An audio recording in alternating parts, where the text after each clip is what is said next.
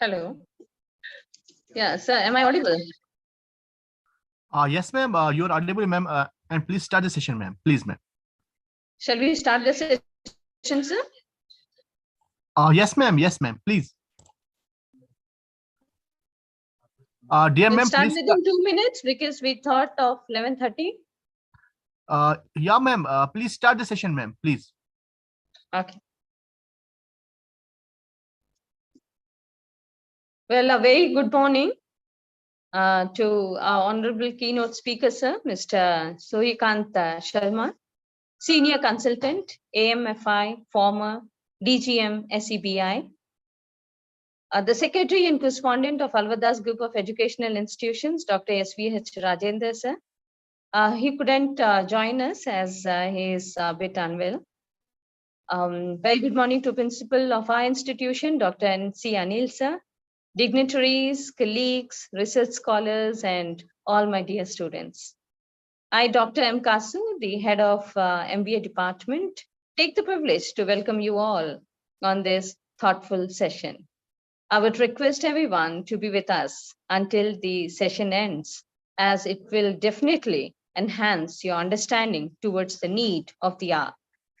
That is the financial empowerment and career opportunities in the financial market. So the feedback form will be shared on this platform towards the end of the session. So please be with us till the end. Now I would request the assistant professor of our department, Mr. P. Srinivas, to give a brief note on this webinar, please. Thank you, madam. It is privilege for me to address.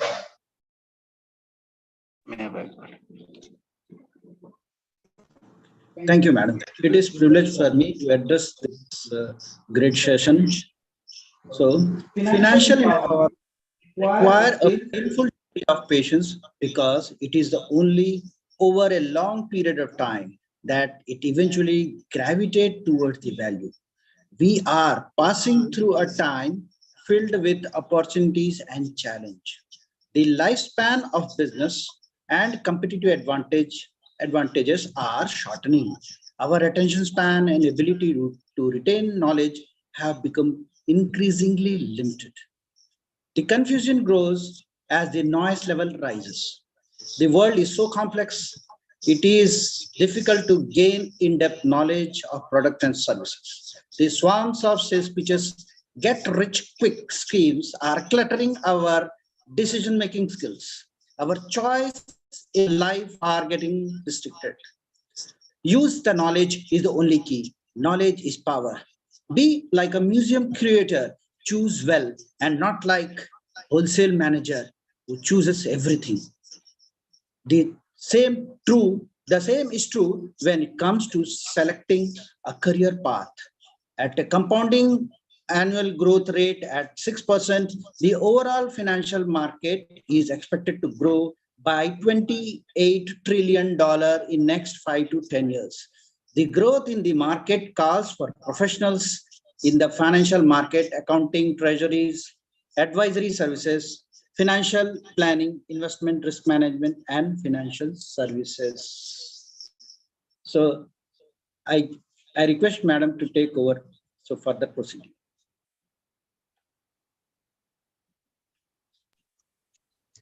Thank you so much, sir. That was a beautiful briefing about the webinar and the topic what we have chosen. Now, I would request the principal of our institution, Dr. N.C. Anil, sir, to give a welcome note, please. Good morning. Good morning, everyone. I'm the principal of Sanketika.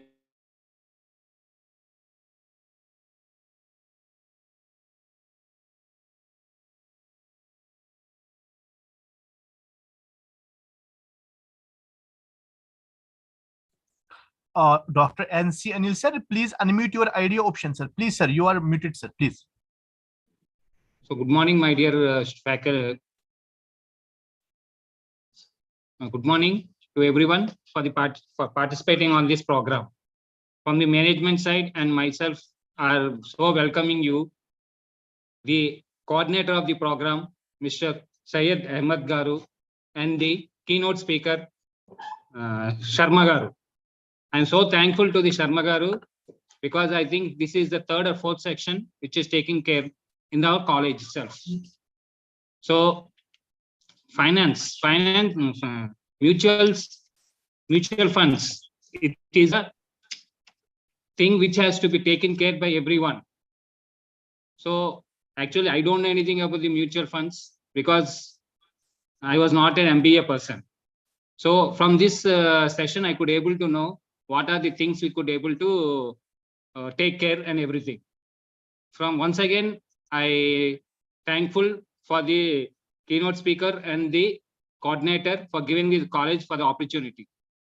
Hope you gives us a good session for all of us. Thank you, everyone. Thank you so much, Principal Sir. Thank you for your wishes. And yes, we'll try our level best. And frankly speaking, we are extremely thrilled to have with us Mr. Suryakant Sharma, sir, the Senior Consultant AMFI, former DGM SEBI. He's a noble man with a character of great heights, a prophecy of distinctness, and originator of multifarious notions. Now I would request Mr. K. Venkat, sir, the Assistant Professor of English, to give a brief introduction of our honorable keynote speaker of the day. Venkat, sir, please.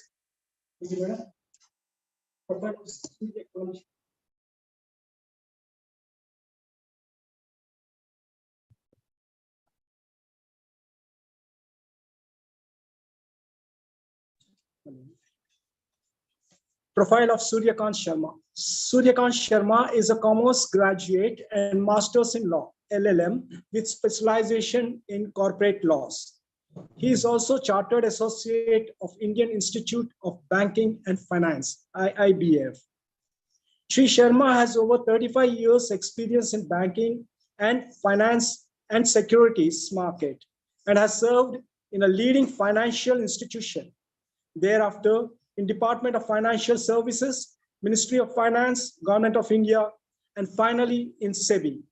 Shri Sharma joined Securities and Exchange Board of India, SEBI, in 2003 and served there for more than 15 years in different departments of SEBI.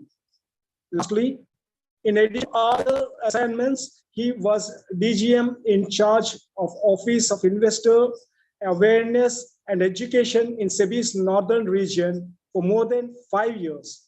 Shri Sharma is also a member of working group of NCERT for developing vocational course on mutual funds for students of 11th and 12th classes.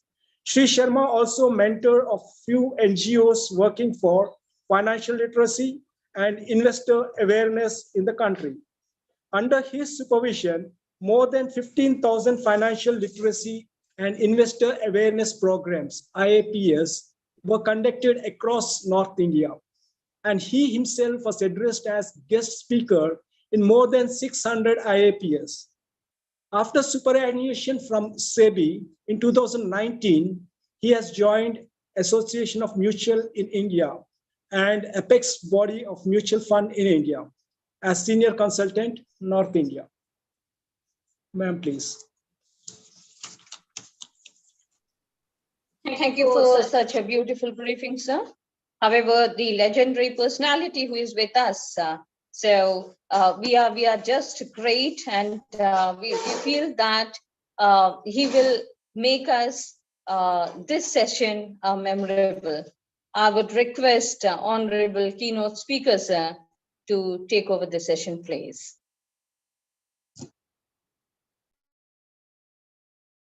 Respected Principal, am I audible to all of you, ma'am?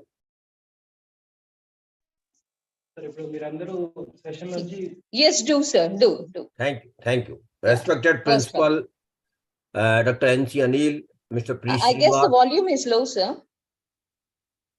Mr. P. Srinivas, okay, I will try to speak a little bit louder. Mr. P. Srinivas, Dr. Kasu, and all faculty members and staff members, as well as students of this prestigious engineering institution in Andhra Pradesh. Very honestly speaking, this is my privilege to be with all of you of course, through this platform, respected principal sir. But I will be very happy to come to your college as well physically at the first opportunity in the next year. I am also thankful to participants who are not from this institution, but from outside across country, because in webinar, we have got a privilege and advantage that anybody can join from any place across country, rather across globe. So I'm thankful to all of you for giving me this opportunity. And secondly, I wish to thank Dr. Kasu and all organizing team members, especially for making efforts and organizing this program with their institutions. Before I start my session, 2-3 things I wish to mention here. The first thing is that this program is from Association of Mutual Funds in India. But my dear participants, this is not a program for mutual fund marketing or promotion. I want to make it very clear at the outset. This is purely an investor awareness program. And the purpose of such programs is just to sensitize and encourage, particularly young students and young investors, to know about the importance of money in their life and how we can manage our money in the most efficient manner. The topic also includes job opportunity in the security market. And I will first try to cover job opportunity in security market, then I will come to the main topic. My dear friends, you must be aware, you must be reading newspapers and on electronic and electric media and print media, that security market is expanding in India very rapidly since 2020. Earlier, we had hardly 1 crore or so demat accounts, but my great friend Furana Sahab must be knowing that now the mark of demat account has crossed to 10 crore accounts. It is a phenomenal success of Indian securities market and the general interest of the public who wish to invest in the economic development of the country. Because, my dear participants, you must be knowing it, that the money which we invest through security market in corporates basically accelerate the economic growth of the country, infrastructure of the country, services sector of the country. So basically it overall contribute to the economic development of the country. And once this economic growth goes up, definitely we all will be benefited. So security market, since expanding very rapidly, definitely job opportunities will also be in abundance in security market. There are lakhs and lakhs of jobs waiting for you, my dear students, to join security market. And the security market jobs are not only career progressive, but also rewarding. So you will not only feel career progression and satisfaction in that sphere, but will also be monetarily handsomely rewarded. So please do consider joining security market as a career. But one thing has to be very clear, is that a normal MBA degree, or for that matter engineering degree, will not take you to the security market. You have to take some specialized courses. You have to equip yourself so that you can join security market. And to the for the benefit of all young participants, I wish to mention here that SEBI has constituted a institution which is called NISM, National Institute of Securities Market, which has conceptualized a lot of offline and online courses for the youngsters who wish to join security market. So I will request all of you at the outset, please do visit NISM website and identify courses which you can undertake. Most of the courses are online, and these are capsulized courses only, which you can complete side by side with your normal degree, which you are taking from your institution. And of late, you might have experienced, particularly faculty might have experienced, that there is a gap between the employer and the employee. There are plenty of jobs available, including in the security market. But when we talk, when we discuss about the job opportunity with the employer, a majority of them says that they don't find employable young people. So faculty has to address this issue. You have to make your students employable by skilling them, by upgrading their skill, by instilling a confidence in themselves that they have to get employment through their capability and skill development. So this gap has to be narrowed down, and the faculty plays a very, very, very important role. So I was talking about the NISM. I will again request all your participants, please do visit the website of NISM and identify courses which you can undertake along with your regular degree courses. Because there are plenty and thousands of jobs available, not only in any particular segment of the security market, may it be exchanges, may it be depositories, may it be mutual funds, may it be credit rating agencies, may it be registrars to the issue, may it be custodians. Lot of institutions require manpower, and since market is expanding, definitely the number of employment opportunities will automatically increase in security market as well. And it is also rewarding. And one more area which I want to mention here to the particular students, particularly if they want to don't go out of their city or town where they are residing, then a very unique opportunity is coming to you. That is mutual fund distributorship. My dear friends, you must be knowing that mutual fund is expanding like anything, and the AMU of mutual fund have crossed literally 40 lakhs crores of rupees, which was unthinkable in 2015-16. And now the mutual fund is aiming very high. In next 5 years, mutual fund industry will have AMU of 1 crore lakhs rupees.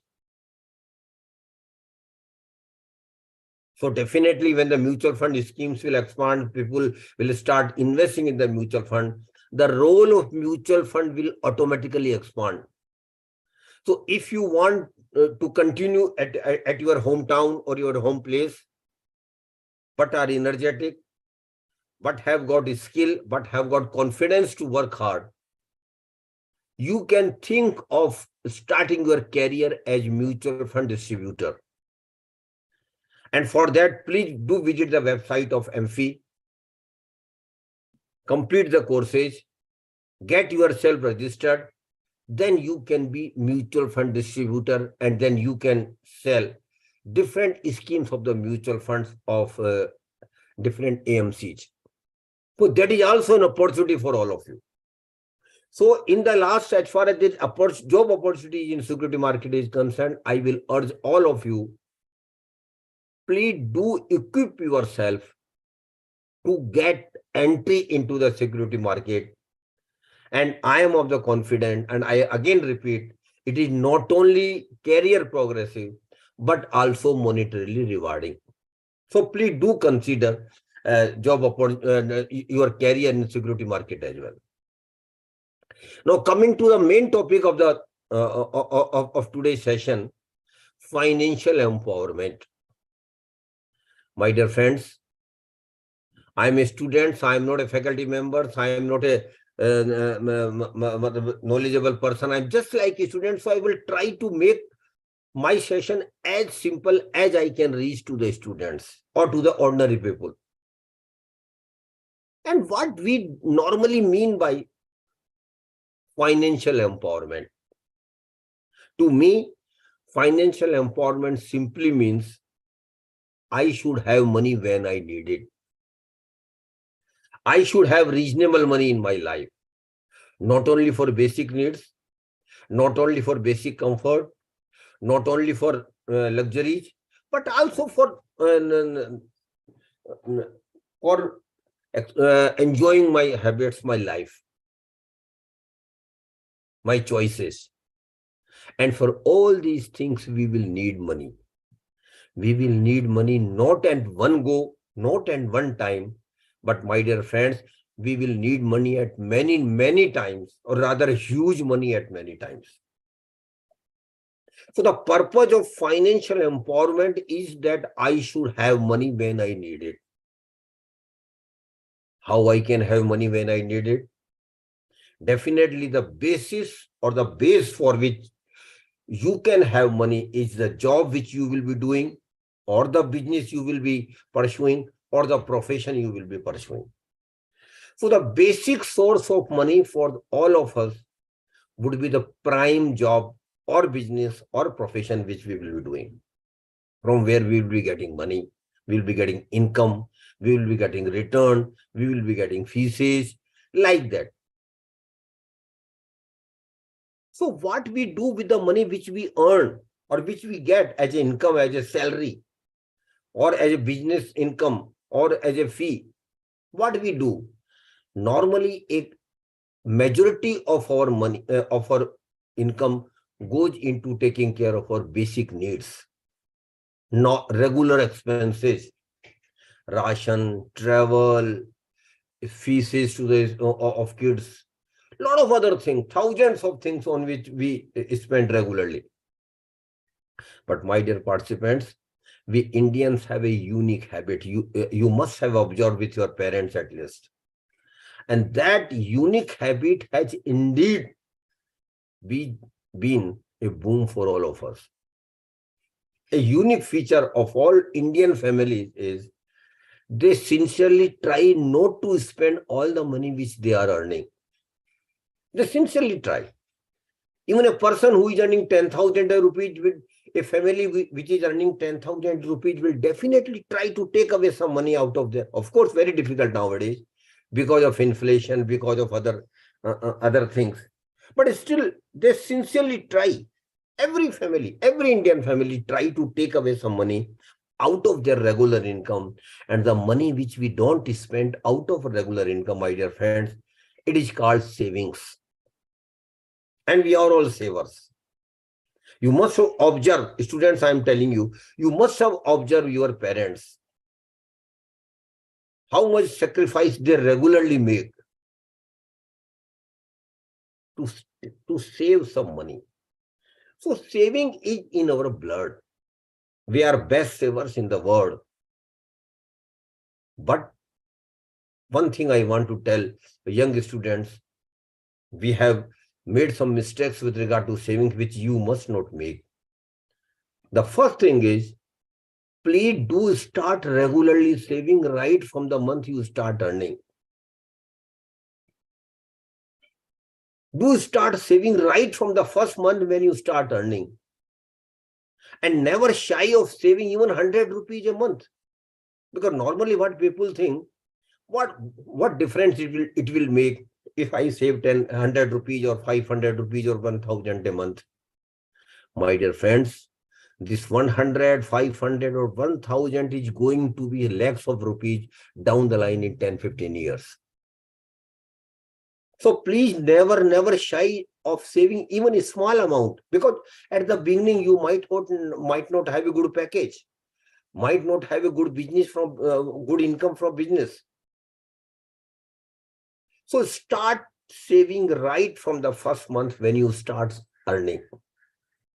Then continue it, regular savings. And second thing about saving is keep increasing your saving every year minimum by 10%. And my dear friends, it is possible, we all know, because those who are in service must be knowing that they get increment, they get some allowances increase, and their income their salary keep increasing every year. Of course, inflation do eat away a majority of their increase, but still, my dear friends, we can keep increasing our saving. Ideally, it should be 10%. For two things about saving, and this is the basis of your financial empowerment. Please do understand. Try to save right from the first month when you start earning, may it be a small amount. And secondly, keep increasing your saving minimum by 10% every year. And it should be compounding. Suppose this year you are saving 10,000 a month, it should be 11,000 a month next year. And third year, it should be 12,100. You should keep increasing your saving every year. Now, the question arises, what to do with the savings which we are making and which you will be making? What to do? And what we normally should do? Normally, what people do, of course, majority of people think of putting that money into some assets or in some financial instrument. But there might be a few foolish person like me who are religiously saving every month, whatever the amount it might be. But what they're nonsensely doing is they are keeping the savings at home in a box in cash, or just leaving that amount of savings in their bank account where they are getting their salary or income. My dear participants, it is a criminal act against yourself, against your family, against society, and against as a nation. Please never put your savings or keep your savings at home in cash or in leave it bank's savings bank account. Then naturally the question will be what to do, what we should do. Yes, my dear friends, there is a other way around through which we can put our savings into acquisition of some assets, value of which will increase in future, and or putting our savings into some financial instrument which will give us periodical and regular return in future. And the process of putting your savings into this mode, my dear friends, might be in assets or in financial instrument. It is called investment. My dear friends, it is called investments. So we have to invest our savings. We should not keep our savings with ourselves, because if you keep your savings with yourself, better not to save. Enjoy with your money today. Why to sacrifice? So you have to be investor. The second step is to invest your savings. The first step is savings, of course. Without saving, what you will invest? But your second and equally important thing is you have to invest your savings. You have to be an investor. Why? Because the purpose is very simple. The intent is very simple, but very important. My money should earn money for me. My savings should earn money for me. That is the purpose of investment. And why we invest? Why we save at the first stage? Because, my dear friends, we all know that in future we will need huge money at many times for our milestones in our life. That we will discuss afterwards. And that need will not be met by the regular income which we will be having in future. That is why the need of savings and investment. So I will again request that you should not only be a saver. Of course, without saving, again, I repeat what you will invest. But you should not only be saver, but you should also be an investor. Because my money should also earn money for me. And down the line, after 10, 15 years, the situation should be there and will be there, I assure you. When your money will be earning more money than your regular income. It will be happening. Not today, not tomorrow, of course. Not in 1 year or 2 years. But down the line at 10, 20 years, your money will be earning more income, more return than your regular income. And through that income or source, you will be enjoying your life. You will be taking care of your needs. You will be taking care of your family obligations. So that is why the importance of saving and investment. And my dear friends, we are all investors then, but unfortunately, I don't know Mr. Mukul will agree with me or not, or Bijit sir will agree with me or not. Most of the middle class, salary class person are very sincere in saving and even in investment. But despite the best efforts in saving and investment, my dear friends, most of the middle class person, at least in my generation, I can say, have been sheer money accumulators. They have been sheer money accumulators. They have not been wealth creations. And wealth creation simply means that my money should also create money. My money should also earn money. And accumulation means simply piling up your money. And unfortunately, most of us have been money accumulators. So first, do you please understand what is the difference between money accumulation and wealth creation? And one more thing I want to add here.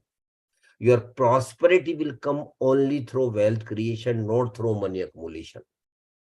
Please be clear about it. It will never happen. Your prosperity will never happen through money accumulation. You will have to work hard and you will have to create wealth. It will be only through wealth creation. So what is the difference between money accumulation and wealth creation? I just want to make this difference clear to you through a very simple example of bank fixed deposit, bank FD. Even students are aware about the bank FD. FD simply means giving your money to a bank for a certain period. Bank will give you some income, which is technically called interest, and then give back your money plus interest. Suppose a person, suppose Vijit Kumar Converse, sir, I take his name because I can see his name there only. That's the only purpose of taking his name. Suppose Mr. Vijit Kumar, sir, has got 1 lakh rupees with him and he goes for a 1 year fixed deposit with a good bank. 1 year fixed deposit.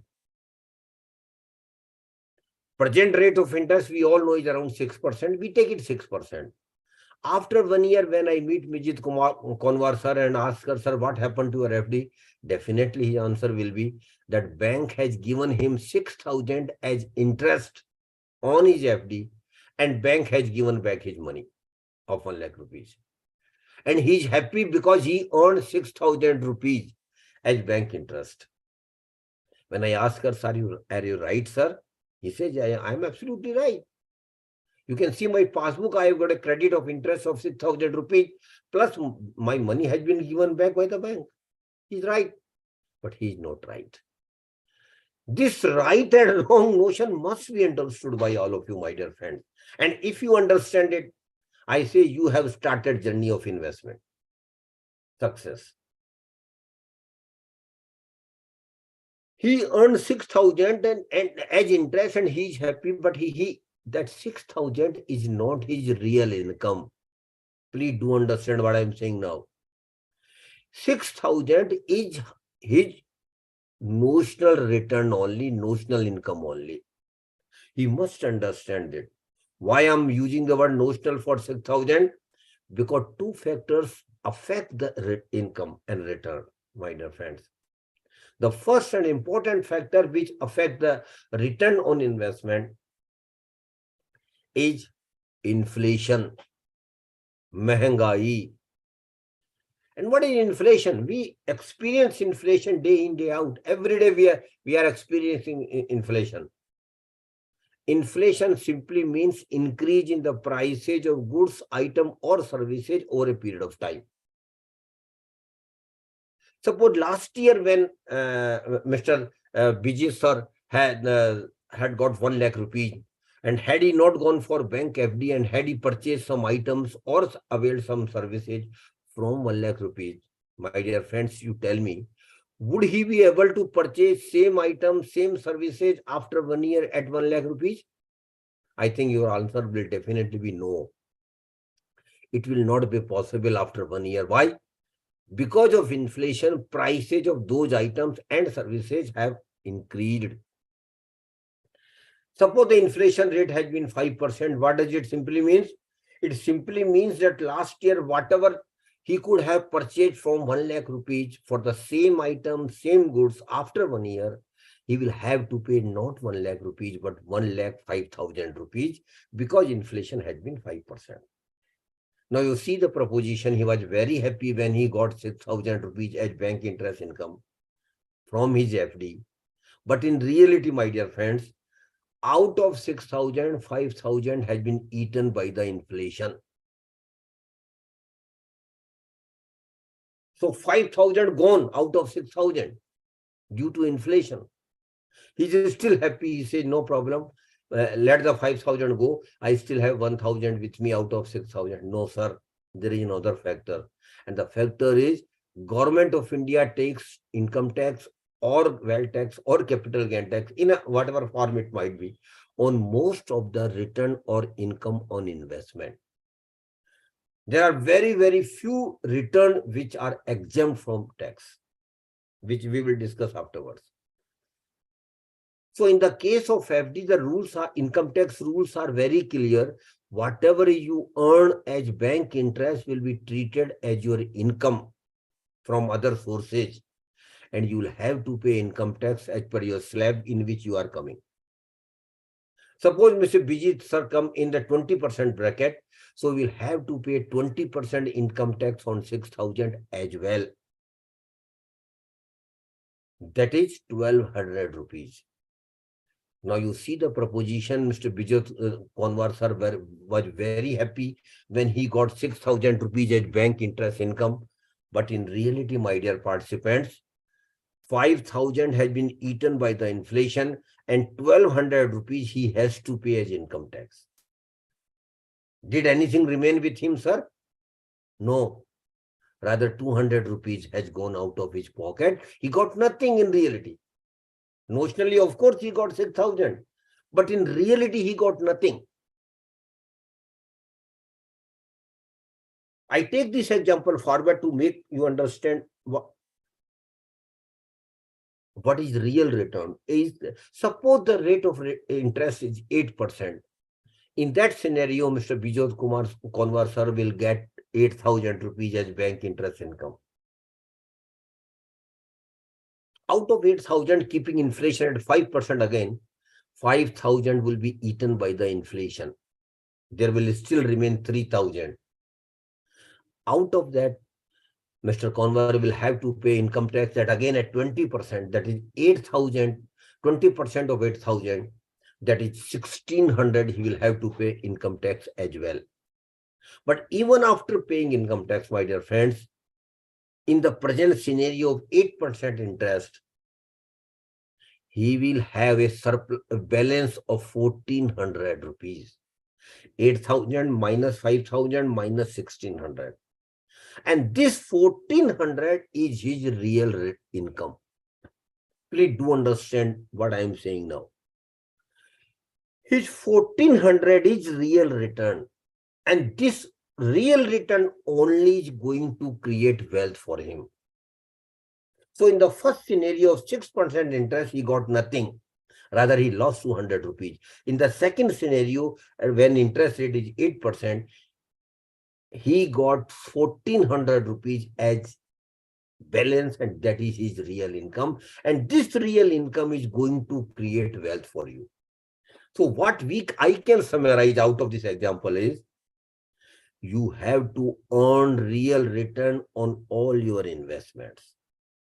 And you must not satisfy what you earn as notional return. Take into account the inflation and tax liability, if any, before arriving at the real return. And if there is no real return on your investment, the purpose of investment itself is defeated. Because you are simply accumulating money. Of course, 6,000 you will get. But then 6,000 will have no meaning at all as far as the real return is concerned. This is my submission to all of you. Please do understand the concept of real return on investment, and it should not only be understood, but it has to be followed religiously, vigorously on all your investments. So the crux is you have to earn some real return on all your investments. Because the real return only is going to create wealth for you. But now the question arises, what is the reason that most of the Indian family, middle class, salary class person are not earning real return, are share money accumulators, are not wealth creators? What is the reason? There must be some reason, sir. Yes, sir, reason is there. But the reason lies not somewhere outside, my dear friends. The reason lies in our mind. We middle class people have got a typical mindset. I don't know Mr. Srinivas sir will agree with me or not. I don't know Principal sir will agree with me. I don't know Dr. Kasu will agree with me or not. But the fact is that most of the middle class, salary class person don't want to take risk in investment. They are very firm and very clear. Sir, don't tell us something about risk. We don't want to take any risk. Tell us something about safe investment. This is the request I normally get when I reach my session at this stage. Majority people want to know about the safe investment. But my answer is contradictory, my dear friends. I don't know whether you will agree with me or not. There is no term as safe investment. It is an illusion. In most of the investment, risk is there. Please do understand. In most of the investment, risk is there. And risk simply means losing money or reducing money. So the risk is there in most of, please do accept, at least the young generation, I want to tell very bluntly rather, you have to accept that in investment, if you want to make money out of your investment, in investment, risk is there.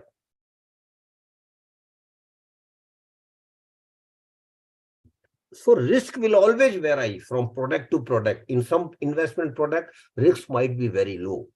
In some products, it might be moderate. In other products, it might be high. But risk is there. So you have to accept that risk is there in investment. There is hardly risk-free investment. Yes, there are few which we will discuss after in a few minutes. But in most of the investment, and more so when you want to your money to earn money, in those products, risk is high, relatively high. So now the question arises, how I can manage my risk if risk is there? Because if somebody is clear that risk is there, then naturally he or she will definitely think is how I can minimize my risk, how I can manage my risk. This is the natural question which will come in their mind. Everybody will like to minimize their risk and manage their risk. Yes, my dear friends, it is possible. It is possible. How? I just share a very simple two-word formula to all of you for managing your risk and for minimizing your risk. And the formula is think, understand, and invest. I have used two words only, my dear friends. Think, understand, and invest. The first word is think. What we have to think? We have to first think about our risk appetite, our risk-taking capacity. How much risk I can take? This you must see before taking any investment decision. Before looking at the investment decision, you must first be clear what is your risk appetite, what is your risk taking capacity. And you should be very clear about your risk taking capacity. And my dear friends, every individual has got different risk appetite. Please do understand. Every individual. Why? Because income is different. Because family obligations are different. Family structure is different. Social structure is different. Everything is different with every individual. So you should take your investment decision strictly as per your risk appetite, and you must not follow others while taking your investment decision, which we normally do. This is a mistake we all have done, very honestly speaking, but youngsters should not do. We should see our risk appetite only, and my investment decision should strictly be as per my risk appetite. Second thing is, what is my time horizon of investment? That is equally important, because we will need money in life, not in one go, my dear friends. You will need money in life for many things at many occasions, for many milestones.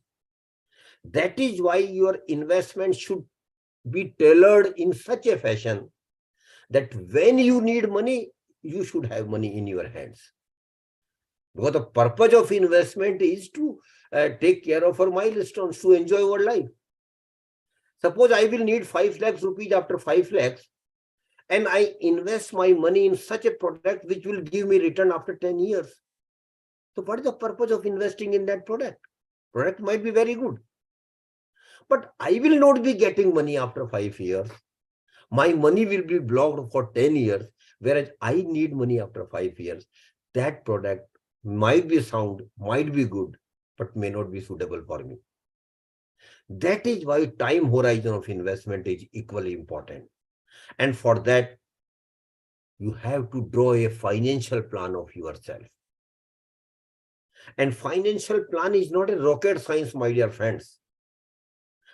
What I am talking in very simple terms. Everything I am talking in very simple terms. I am not using any jargon. Every individual, or for that matter, every Indian family must have their financial plan in place. And you can prepare your financial plan on your own. No need of any expert advice, no need of any MBA degree, or for CFA, or for that matter, research in economics or management, or like that thing. Any ordinary middle class, salary class person can make their financial plan. How? Simply sit with your family, discuss your milestones in your life, when they are likely to happen, and how much money you will need for each milestone. And for that, take a paper, make 3 columns.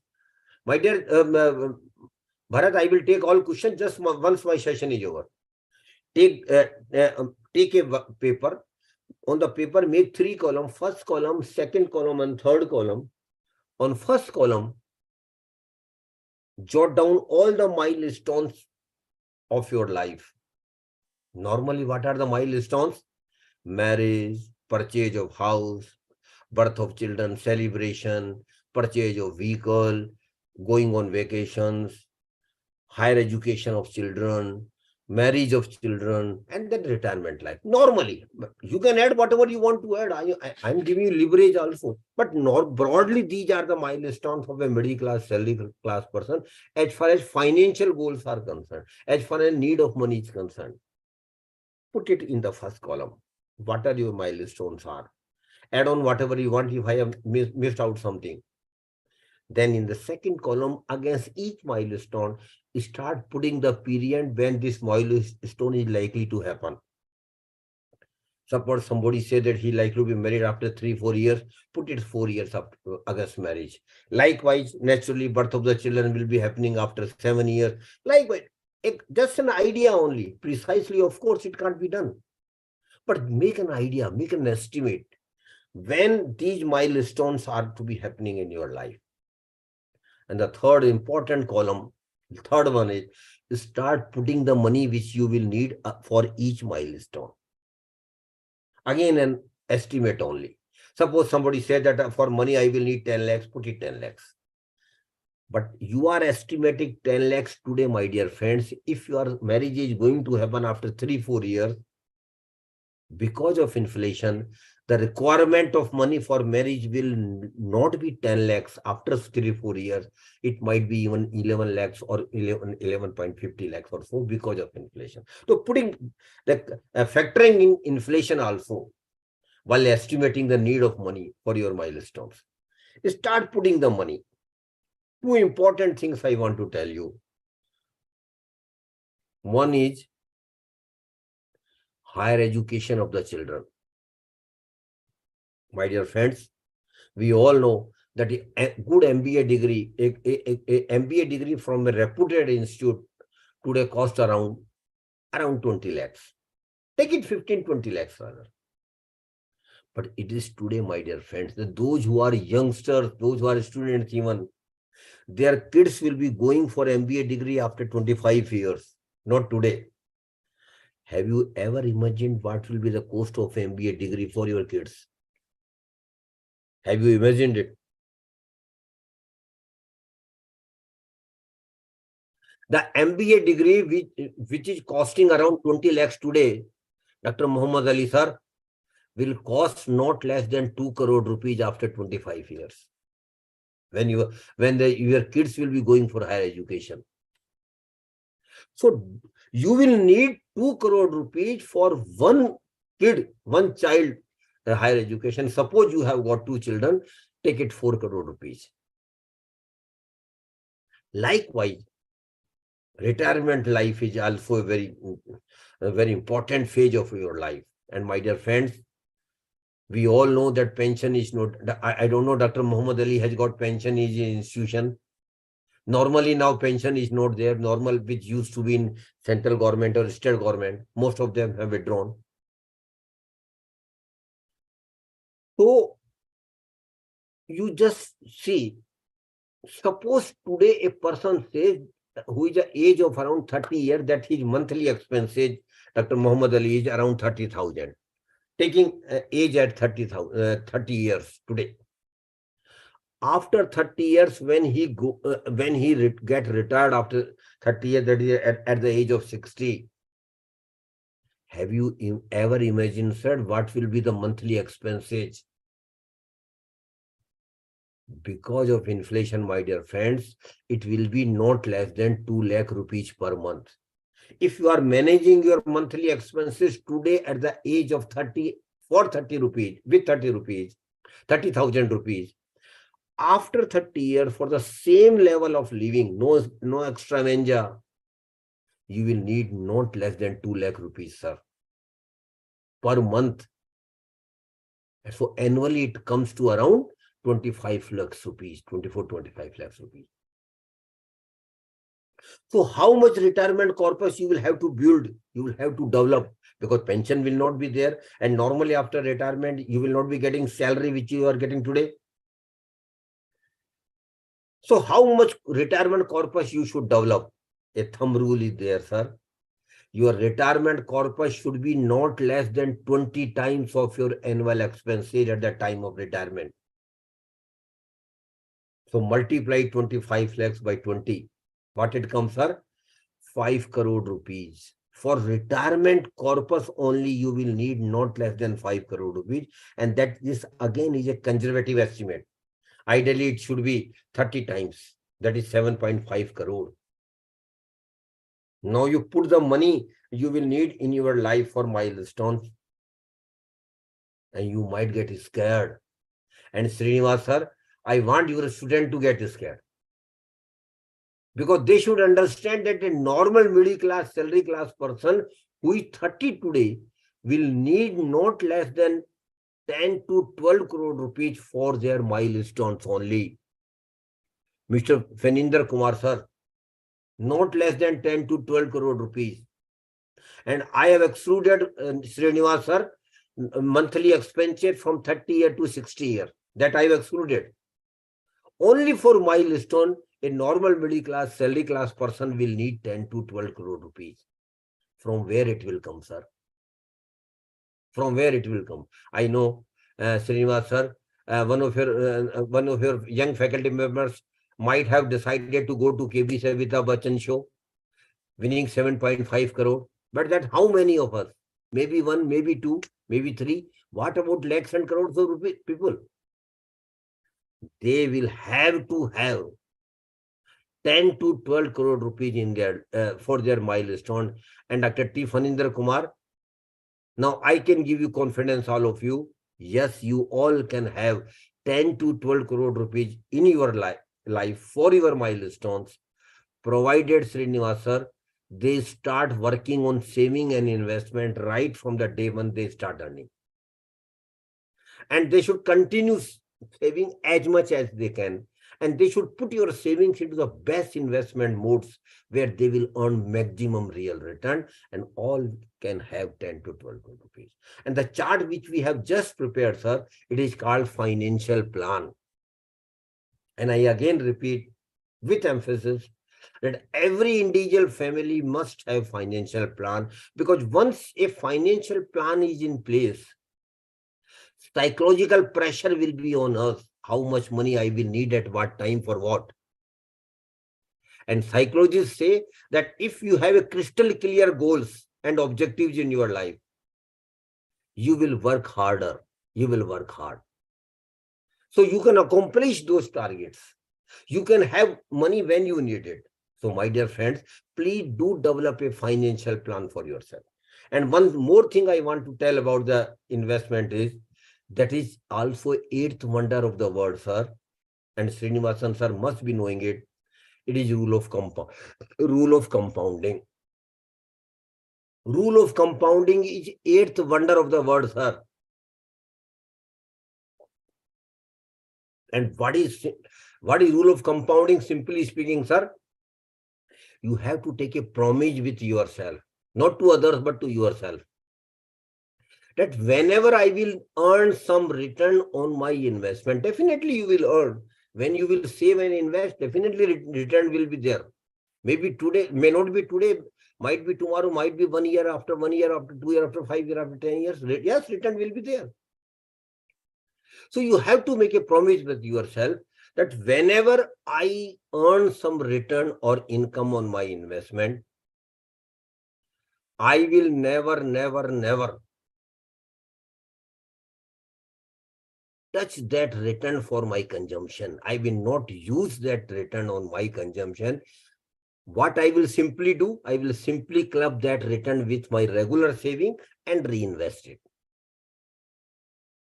Srinivasan sir, I know it is not an easy task. It is tough. Definitely it is tough, sir. But it is not impossible. But we have to make a promise with yourself, rather a commitment with yourself, that whenever I will earn return on my investment, I will never, never use that return for my personal consumption or for celebration or for anything else. I will simply keep reinvesting it with my regular savings. And my dear friends, if you do it, and rather you will have to do it, if you do it for next 10, 15 years, Srinivasan sir, a magic will be happening in our life. Automatically magic will be happening. And after 10, 15 years, your return portion, your income portion on investment will be much more than your original investment. But sir, that will be happening not today, not tomorrow, not in 1 or 2 years. It will be happening after 10 years, 15 years, 20 years. So my dear friends, please do religiously follow the rule of compounding in investment. Religiously follow. There is no excuse of it, because money will be making money only through compounding. Multiplying of money can be possible only through rule of compounding. So you have to religiously follow it. Now, last 10 minutes, 15 minutes, we will discuss where to invest. Where we should invest. This is a very simple, very important question that now we have so far discussed about the savings, investment metrics, risk management, financial plan. Now we should also discuss where to invest. The first category where we can invest, sir, is governmental small saving scheme. And among the government small saving scheme, Srinivasan, sir, the most scheme I like it, Public Provident Fund Account, PPF. I don't know Mr. Faninder Kumar has opened a PPF account or not.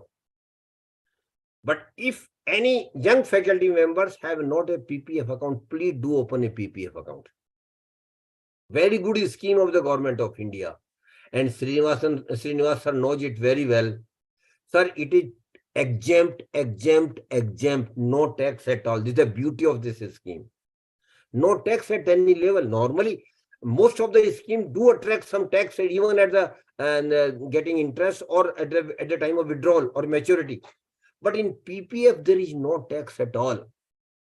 And I again urge all your young faculty members, please do open a PPF account if you have not opened it so far. And even students should understand the importance of PPF account. This PPF account can be opened with any of the banks or any post office. The scheme is for 15 years, but it can be extended beyond 15 years for 5 years, and then for 5 years, and then for 5 years, if you wish to extend it. Minimum amount you have to invest is 500 rupees in a year. Maximum amount you can deposit in this scheme is 1.50 lakhs. So, my dear friends, I again repeat, PPF is a very good scheme for the middle class, salary class person. And you must have a PPF account. Not only you should have, your spouse should also have it. Even your kids, you can open a PPF account. Legally, you can open it and contribute it in it. Second scheme of the government of India is National Saving Certificate, NSC. I don't have time, so I will just mention the name. Those who are interested can go deeper into in these schemes through Google and websites. Third scheme is Kisan Vikas Patra. Fourth scheme is Reserve Bank bonds. RBI also keep issuing taxable and tax-free bonds. Fifth scheme is Government of India also takes loan from public by sale of their securities. And recently RBI has started a website which is called RBI Retail Direct. RBI Retail Direct, where you can invest in government securities. Then Government of India, big organizations also keep issuing bonds and debenture to the public. Recently in September, there was an issue of National Highway Authority where the yield was 8.03%. Now government has also started Bharat Bond 1 and Bharat Bond 2 channel for raising money by the public sector undertakings. These are all governmental schemes, sir. And the beauty of these schemes, sir, there is no risk. No risk at all. Whatever government promises, government will give you return or interest, whatever it is, plus on maturity, whatever maturity amount is, it will also be given back to you. So, of course, the returns might not be extraordinary, but in most of the schemes, returns are reasonable without any risk. That is the beauty of this scheme. So, but you must understand that guaranteed scheme has got some cost. Please do understand. Guaranteed scheme has got some cost. It is not free. Because guaranteed simply means government, or for that matter, anybody will give you extraordinary return. And if they are giving, except government, please be aware of it. They might be frauds. They might be fraudsters. They might be scamsters. So governmental schemes, I feel personally that we should invest around 15 to 20% of our income. After that, all are private, all are non-governmental schemes which have got risk. The first category of investment is property and real estate, where we can invest. And my dear friends, you are well aware, property and real estate is one of the investment product but it has got risk. How much money you will get or how much return you will get, not certain.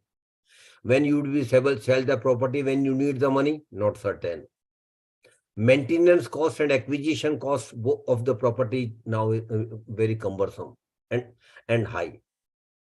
Then for investment in property in real estate, you will need huge money. Anil Kumar sir must be knowing. You can't make investment in property by 5 lakh or 10 lakh rupees.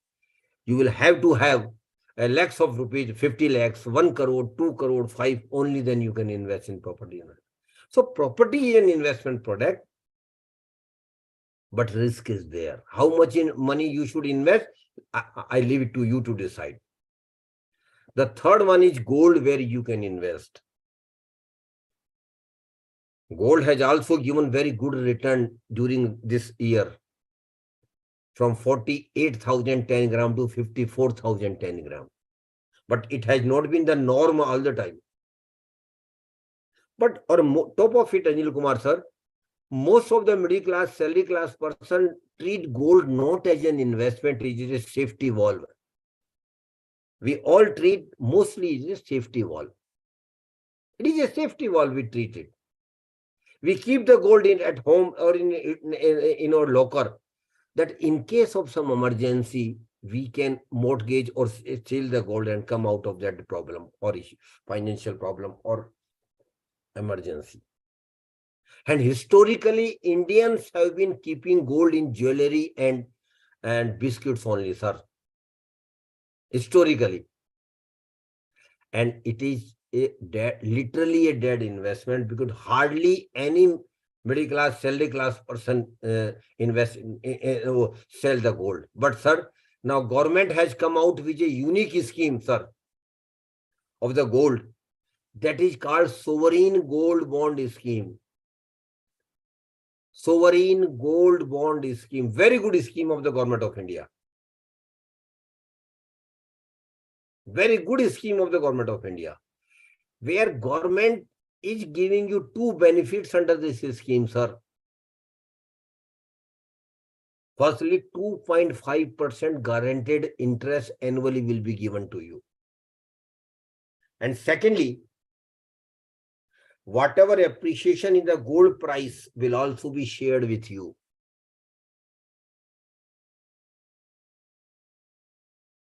Will also be shared. The scheme is for 8 years. And if you keep invested in this scheme for 8 years, your tax liability will also be very, very nominal or minimum because of the indexation benefits. But if you want to come out of the scheme after 5 years, that is possible.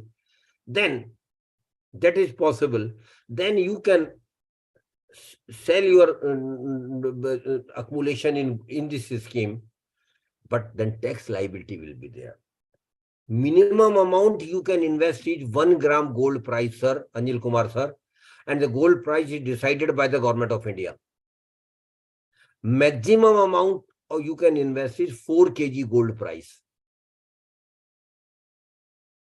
This account can be opened with most of the major branches of the bank and post offices. An online and offline investment facility is available. And if you go for online investment, which government is encouraging nowadays, then you will also get 50 rupees per gram discount in the price as well. So please try to invest in this scheme online, so that you get an additional benefit. And a very good scheme of the government of India. Then last one is security market, share bazaar, where we can invest. Such security market, when I start telling, my good friend Khurana Sahab had told me, sir, not to speak much about the security market, because it is a sheer speculation. Most of the people do still think like this only. My dear friends, yes, in share bazaar, risk is high. Why? Because, Faninder Kumar sir, share bazaar is purely knowledge-based market. purely knowledge-based market. Those who don't have knowledge of the market must not invest directly. Of course, it has been rewarding. Last 15 years, you might be aware that share market has given you average 15% annual return, sir, Mr. Phanindra Kumar, sir, which no other product has given. No other product has given this level of return. But of course, the risk is there and there is no guarantee at all. Please do understand, there is no guarantee at all. If somebody is giving you guarantee, he is not telling you truth. In share bazaar, risk is there. Why? Because it is purely knowledge-based market. And those who don't have knowledge or experience or time even, then better not to invest in share bazaar directly. This is my also personal opinion. But there is also indirect way of investing in share bazaar, sir. That is mutual fund. And sir, mutual fund is nothing, Anil Kumar, sir, but you are giving your money to the experts. Why you are giving? For the simple reason, I don't have knowledge, I don't have time, I don't have experience. Those whom we are giving our money are experts. They are wizards in financial sector. They have experience, huge experience in this line. Phanindra Kumar sir, I will take your question once my session is over. They have knowledge, they have experience, and they live in the market 24 hours. They know sectors and knowledge, they have economy, they are updated by their research team about the economic scenario, all these things.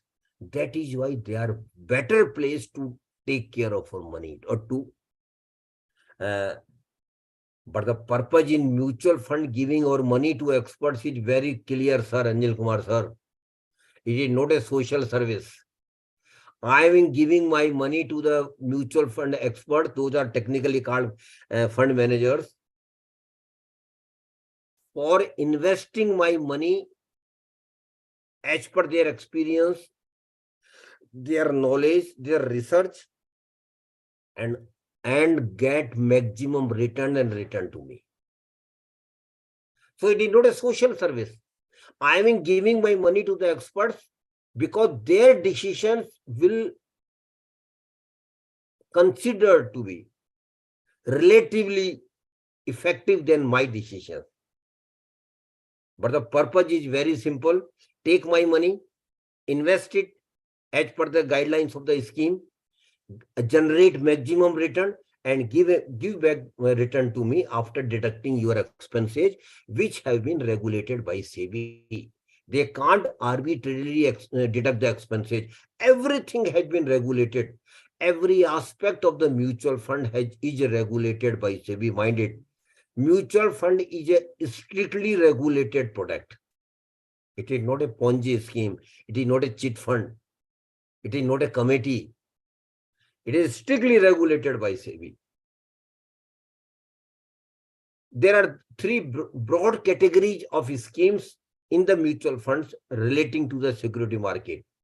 One is equity fund. And Anil Kumar sir, equity fund is suitable for young people and those who can take risk. And plus those who can have a horizon of not less than 5 years of investment. So those who are young, those who can take risk, and those whose horizon is more than minimum 5 years, the suitable product for them is equity funds. But those who don't want to take high risk, Anil Kumar sir,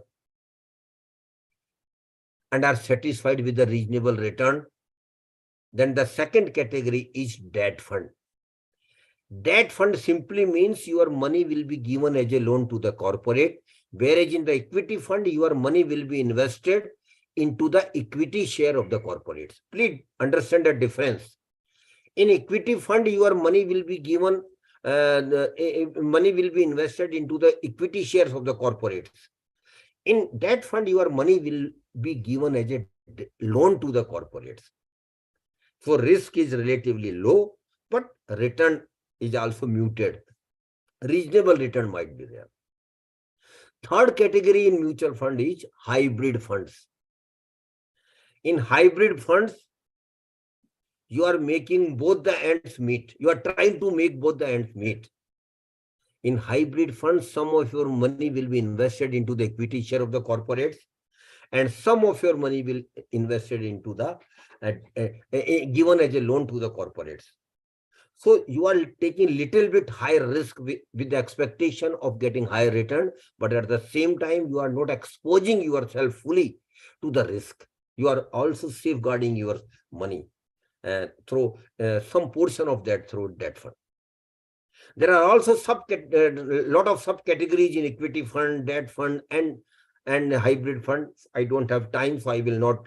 Next time, if Srinivasan sir is interested, next time we will have a dedicated session on mutual fund that will be of minimum 2 hours. Then we will in detail discuss about the each and every aspect of the mutual fund. There are 3 special terms used in the mutual fund, which I want to tell all of you. One is SIP, Systematic Investment Plan. And sir, SIP is nothing but regularly investing some money in a mutual fund scheme. Regularly. Just like Srinivasan sir, a recurring account in a bank or post office. You might have opened a recurring account in bank or post. Regularly you are depositing some money in that. Like in SIP, you are investing some money regularly. And since we earn money regularly, that is monthly basis, it is easy for us to invest our money through SIP. So SIP is a magic for middle class, salary class person, sir. Mind it. SIP is simply route of investing. It is a way of investing, that more than that. And SIP can be opened in equity fund, or in debt fund, or in hybrid fund. Any fund you can open SIP. SIP simply means you are investing regularly some amount out of your savings. And sir, SIP is a magic. I just want to give you an example, taking Anil Kumar sir name in this example. Kindly permit me to take your name, sir.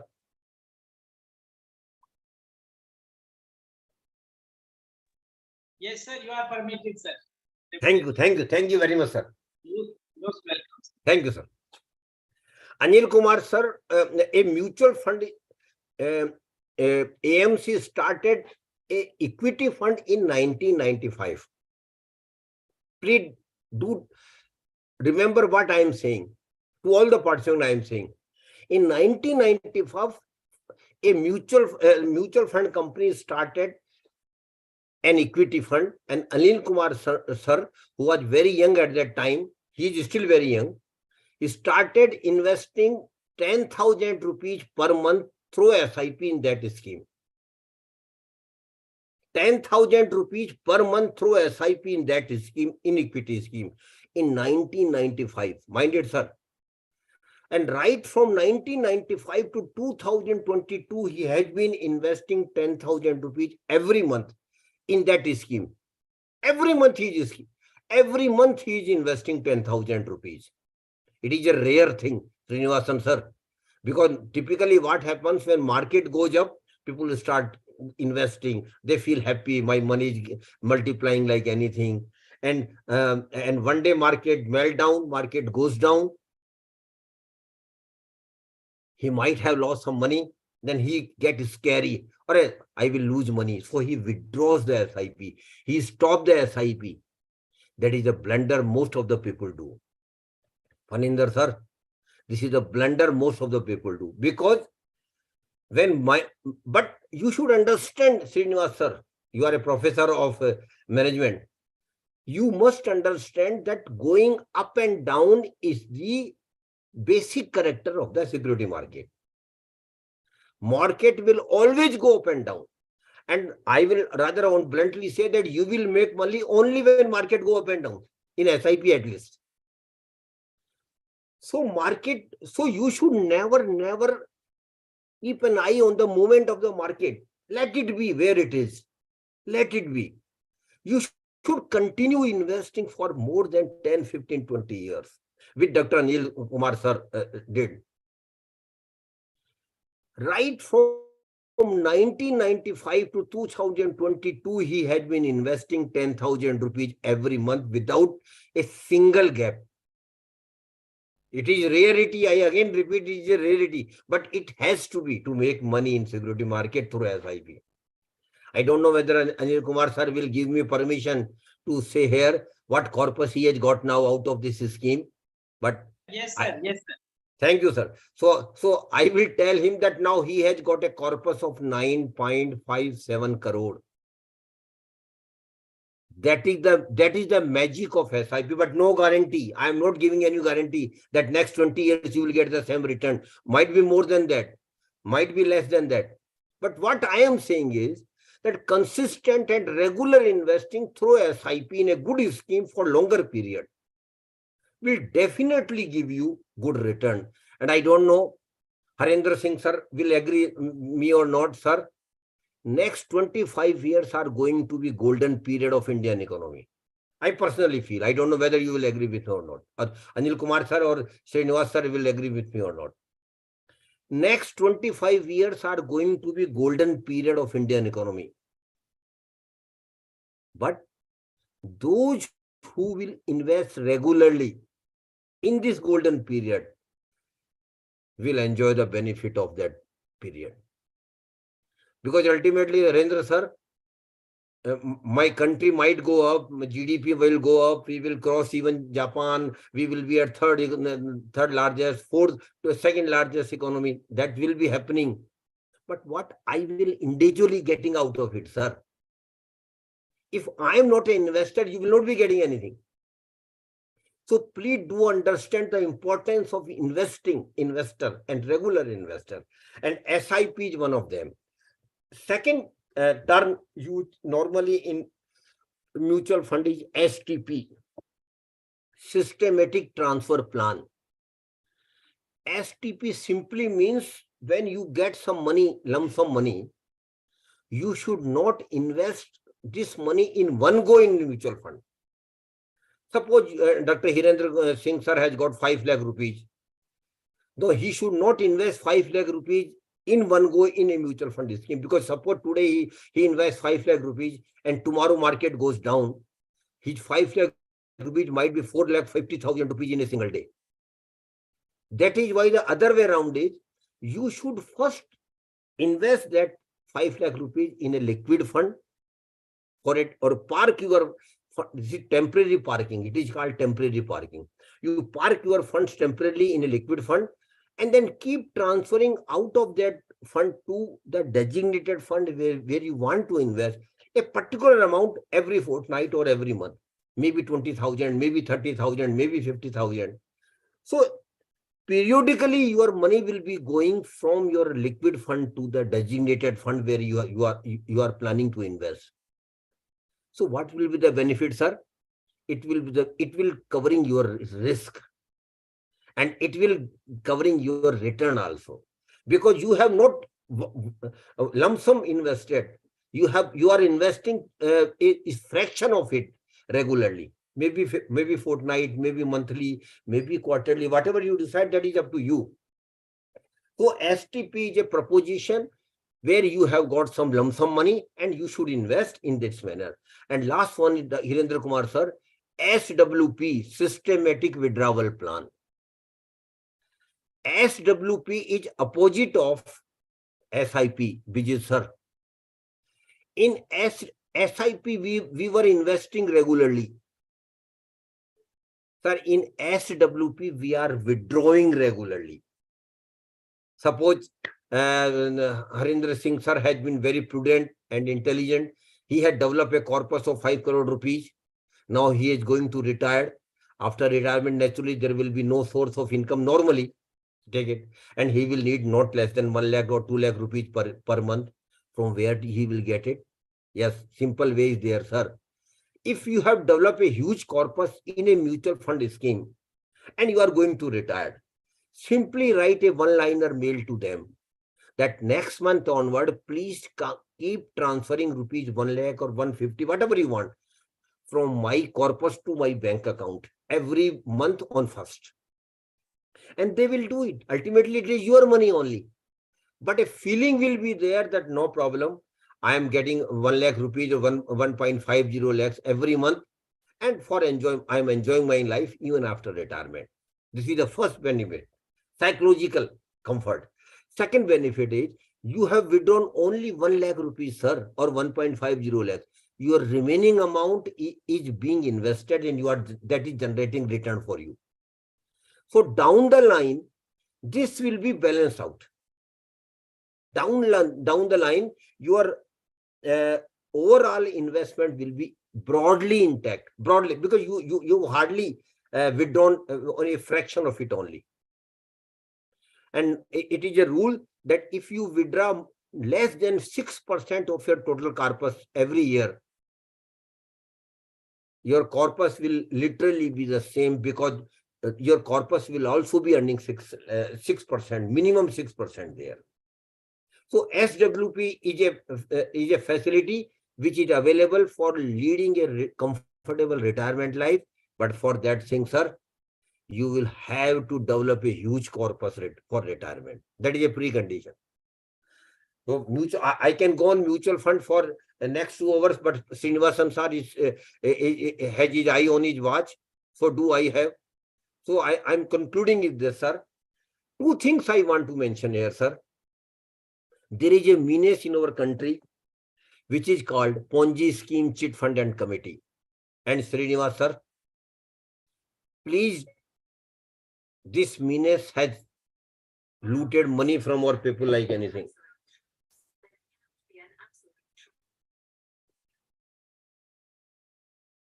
These Ponzi scheme, chit fund and committees.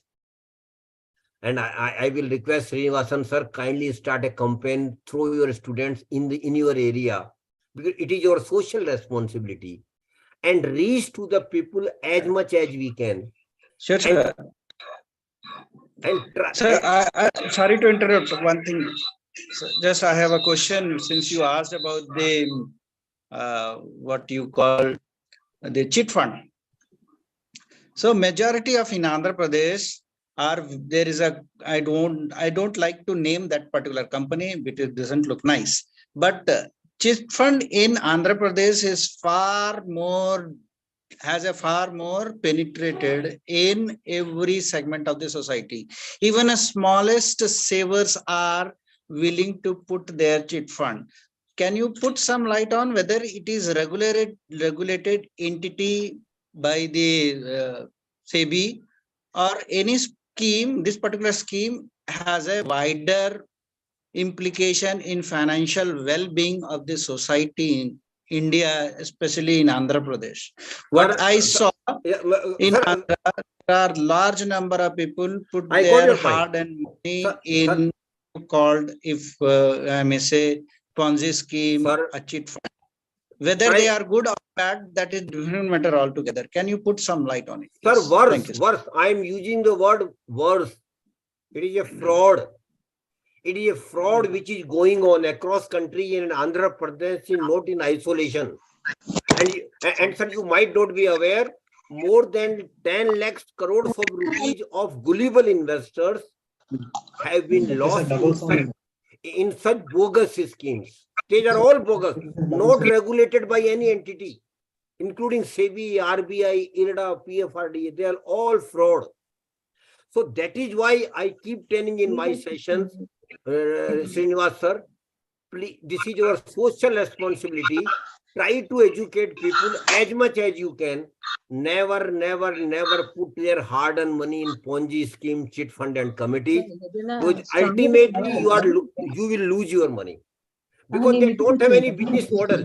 And Srinivas sir, you will agree with me, unless and until you have business model from where you will earn the money and return back to them. That is why I am requesting all the faculty members, please start a campaign in your area Try to educate as many people as you can. Never, never, never to deposit your hard-earned money in Ponzi scheme, chit fund and committee. If you don't have any, and particularly, sir, you are very right. Then you said that people are putting 5 rupees, 10 rupees every day because they are vendors, milk vendors, rickshaw wala, taxi wala, auto wala, electrician, plumber, and they lose the money, and you can feel the pain they will have when they will lose their money. That is why I keep encouraging my participants. Please, whenever you come across with any person, not so affluent segment of the society, please tell them never, never, never to invest their hard-earned money in Ponzi scheme, chit fund and committees. If they don't have anything, no knowledge, no problem at all, sir. They should put their money in Ponzi scheme, or they should put their money in banks and post offices. At least their money will be safe. Of course, they might not be getting even reasonable return, but at least their money will be safe. So kindly, please, Srinivas sir, take it forward, and we should try to make as much people aware as we can. And last thing I want to tell all of you, sir, particularly your student, Srinivas sir, prosperity is your right. Anil Kumar sir, prosperity is your right. It is not a luck at all. I don't believe in luck. Prosperity is your right. We might, Giridhar sir, we might have born into a poor family. It might have happened that I might have born into a poor family. Birth in a poor family is not a curse at all. Please mind it. But Srinivas sir, living as poor and die as poor is a curse, which we all can avoid by managing our money in a manner that earns maximum real return, and we all are prosper. I pray Almighty that all my participants will be prosper. Thank you very much, sir.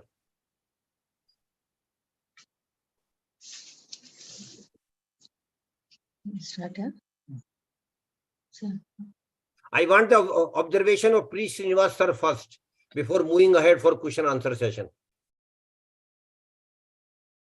And then Anil Kumar sir also. Yeah. So nicely put. The problem is in India, especially there are large number of individuals put their money in the banks. When the banks are making huge losses, at the end of the day, it is government that put the bill. So either money is not safe in the hands of the banks.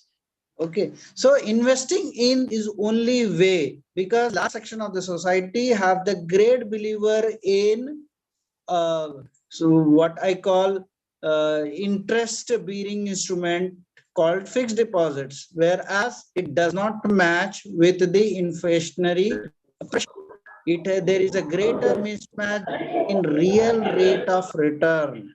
That's something banks are unwilling to tell or speak about. 6% is very, very low when compared the inflation in India. So that is what take. At so. Hello. Yes, sir. So this is what what my belief. So I am the first believer. I missed something when at the 2002 when I started investment, but somehow I missed that particular bus when I saw a particular share that MRF tire 3,500. I'm talking about 2004 or 5 somewhere.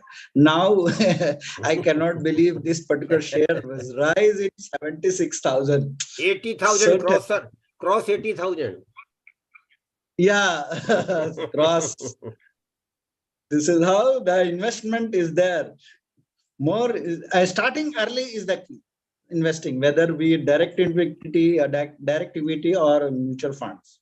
So that is what stay invested. Thank you, sir. So nice of you. Thank you. Thank you. Yes, Mr. Move to Pranavi and unmute yourself and ask your question.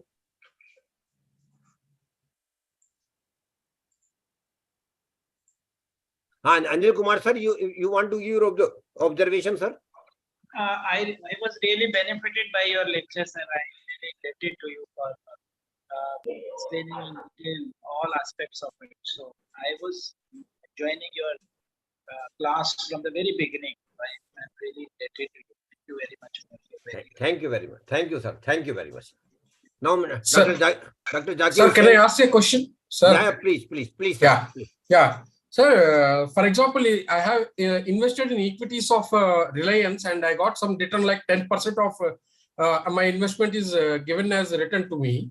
So in this case, for the Reliance to give such a return, the consumers also must be there.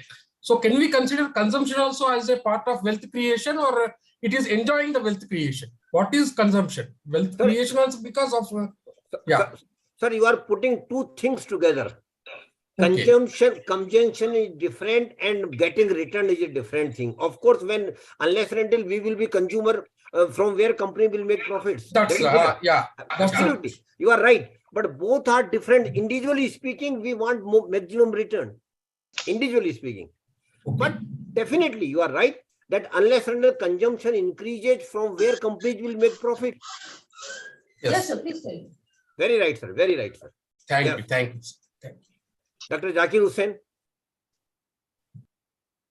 Dr. Zakir Hussain. Please unmute yourself.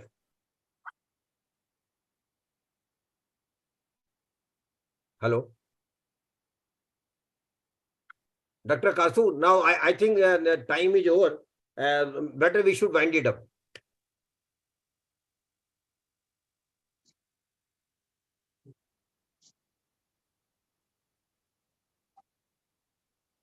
Dr. Kasu. Yes, sir. Better we should wind it up now. Okay. Any students, anybody who have any questions? Anybody? Sirs? No, ma'am. Thank you. Okay, that's great.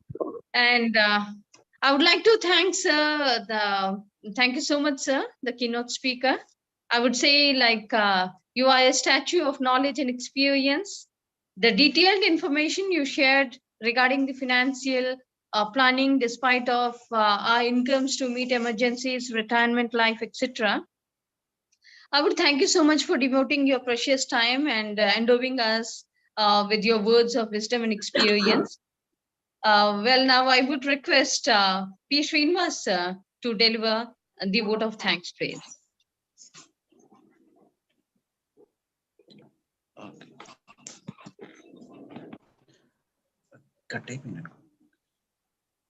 Madam.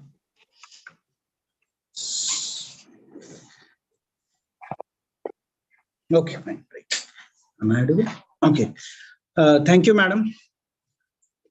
I, P. Srinivas, take the privilege to thank the keynote speaker, Mr. Suryakant Sharma, Senior Consultant, Amfi, former DGM SEBI.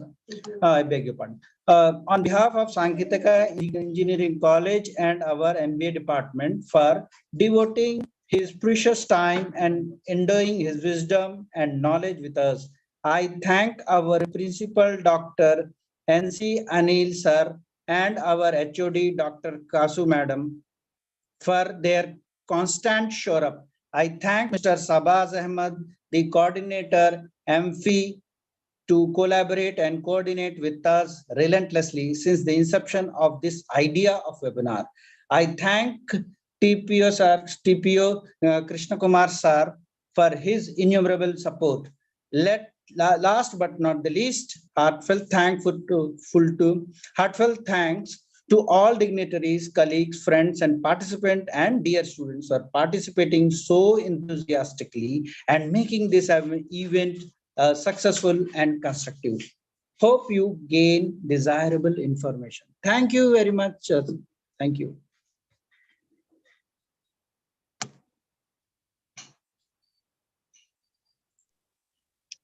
Well, thank you so much. Well, we the Sanketika Vidya Parishad is very, very thankful to our keynote speaker, Mr. Suryakant Sharma sir. This is the third session you are now collaborating with us on different topics relevant to the financial security. So we are very thankful, grateful, and obliged to you. We are equally thankful to Sabza Ahmed sir for his coordination, as Srinivas rightly said, since the inception of this thought of holding a webinar. So the kind of topics you come up and the kind of information sir shares with us really enlighten us. So we are very grateful. And I would equally thank our team, each and every member, each and every student to be with us. And we look up for such kind of much more events to take place in the future.